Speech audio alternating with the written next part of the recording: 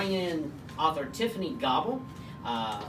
Tiffany has been looking up on prison guards and just got a breaking message to go along.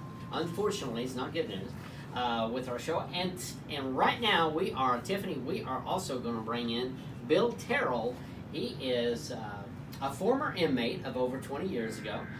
He wrote a book called Diamonds in the Trash, which I already like that title really well. I got to ask him if he made that title up himself. That's really a good title.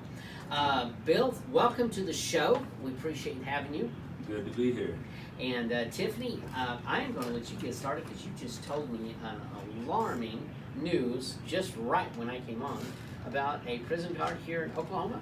Yes, actually arrested today, accused of sex crimes against inmates. Big shock.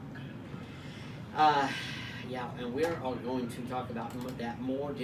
I want to find out what the statute of limitations are on that. Oh, I have. Okay, we'll go there in a little while. Good. Right now, we're going to bring on Bill Terrell. Terrell, you have quite a story you want to tell. Tell us first about where you were in the prisons you were in, because I do have some direct questions about treatment in prison, because what I really want people to know is a little bit what it's like in prison. And so, Terrell, Bill, sorry, see, I get names really messed up. Tell us a little bit what about, you had mentioned you were in Oklahoma and in Texas, and you had a transformation while you were there. Right, exactly. Actually, I got saved right when I first came back in. I was on escape in Texas. And after I was apprehended, I had an encounter with the Lord. I was shipped back to Kingfisher County, and to stand trial, I had a powerful encounter with the Lord. And after I was there sometime, I was transferred to LARC, which is the Lexington Assessment and Receiving Center. And from there, I went to Granite, Oklahoma State Reformatory, or better known as Gladiator School, is where I did my time at. And then once I finished up my time there, I went to the Gurney unit, which is in Texas, and I completed my time at the Buster Cove unit and was discharged from Huntsville. And so... Tell us about, you were just telling me, what are you currently doing now? Well, right now I have cattle, Thousand Hills Ranch. Me and my wife own Thousand Hills Ranch, and we have cattle. I pastor a church. We started a church about 9 years ago, Church on the Hill, and we're currently completing the building project on that. And we've owned several other businesses that we've sold over the years, and we minister all over, and we do go into prisons and minister also. We've been into Sarah, been back to Granite, Stringtown, looking possibly to do a revival at Stringtown. So. Very good. What I want to find out, and Tiffany, go ahead and jump in any time. So you obviously had a transformation. This isn't one of those quote unquote jailhouse experiences. You had a transformation in your life. Oh yeah, the power of God hit me. You got to look. I first went to prison when I was, it was youth prison when I was 14 for 2 years. Kind of cleaned up after that. Went back to prison around 20 when I was around 20 for a couple of years, and then later on I went back to prison for the last time. And the power of God hit me while I was reading the Bible, and I just had an encounter. I talk about it in my books. To go in detail, it would take some time. Exactly what happened, but if you read the book, you'll know exactly. But it wasn't anything. It was so powerful because there was a lot of darkness in my life, and of course a lot of wrong that I've done. So there was a heaviness, and when I began to read the gospel, it was like no other time. When they crucified the Lord, it was like I couldn't believe it happened. And that night I got down on my knees and asked the Lord in my life, and I felt this weight, darkness lift up off me, and my life just changed. I never got high again, never drank again from that moment on. And I loved to get high. I loved to party. I loved all that stuff that went to it. I couldn't break the habit. But after then, it broke and my life changed dramatically from that point on. Well, we're going to talk more about your book in a few minutes. And Tiffany's going to jump in. Tell us a little bit. The biggest thing I want people to know besides everything else I want them to know, Right. is tell us your experience in prison, prison guards and inmate. Kind of tell us a little bit what that was like. From my point of view, I really don't know statistics, but I know what I lived, and people are people. Whether you're an inmate or whether you're a guard, people are people. There's good and bad in everyone, so you're going to get both on both sides. It sounds kind of funny with inmates, but you're going to get both of them.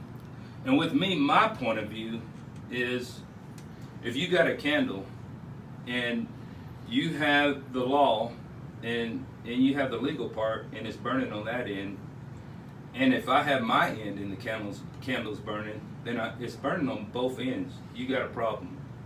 My main focus was to stop the burning on my end, what I had the power to do. So you're being responsible for yourself, not how you were treated. Right, exactly. And you're not always treated fair, but that's everywhere. But you really can't go off that. You got to look at, what am I doing wrong? What can change in my life? You know what? My life economically changed, not because something outside of me changed, but because something in me changed. And when that changes, your economic system changes. The way you do things changes. It doesn't matter if people are against you or for you.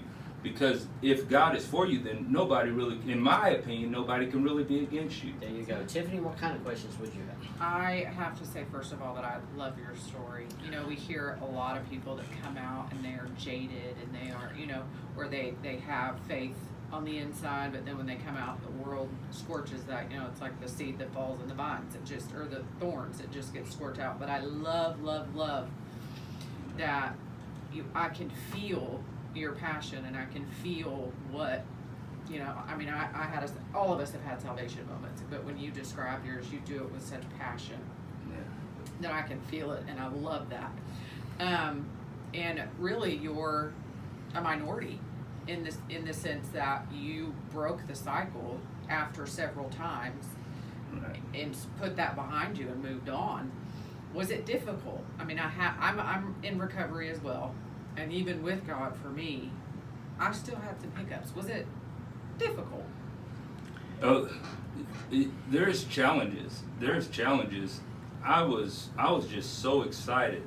I mean, I was so on fire. While I was in there, I ministered to the guys around me. When I got out, I had one change of clothes, no money, no driver license, a mountain of fines, nowhere to live.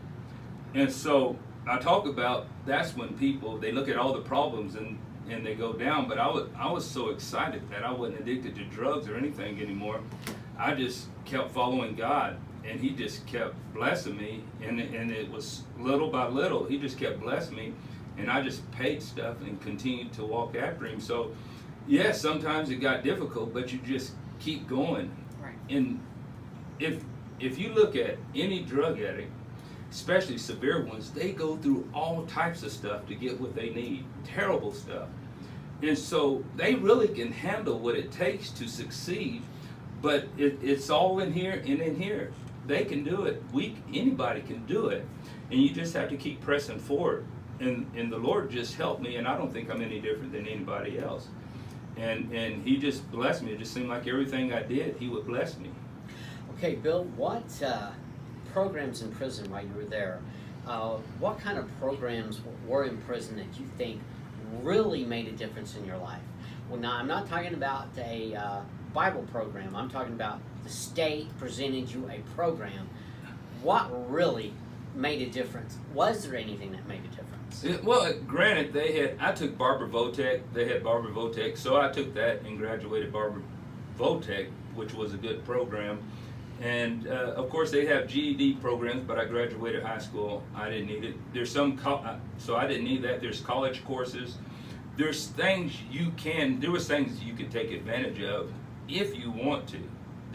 Because the way I look at it, you have all this time on your hands.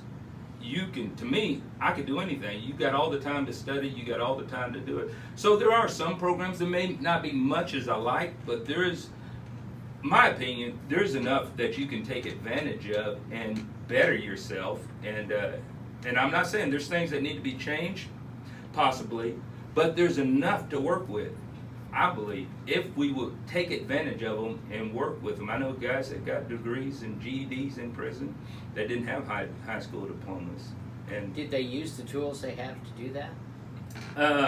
there's probably a couple that definitely did. You know, I use mine, that's what I can speak for, but you don't see a lot of people who are successful after prison. You see some, but not a lot. How often were the guards encouraging you and telling you you're going to make it, you're going to do it, you're a great guy, you're going to make it? How often did that happen in prison? Well, I met a few really good guards. I met some really good ones, and one of them was in Texas.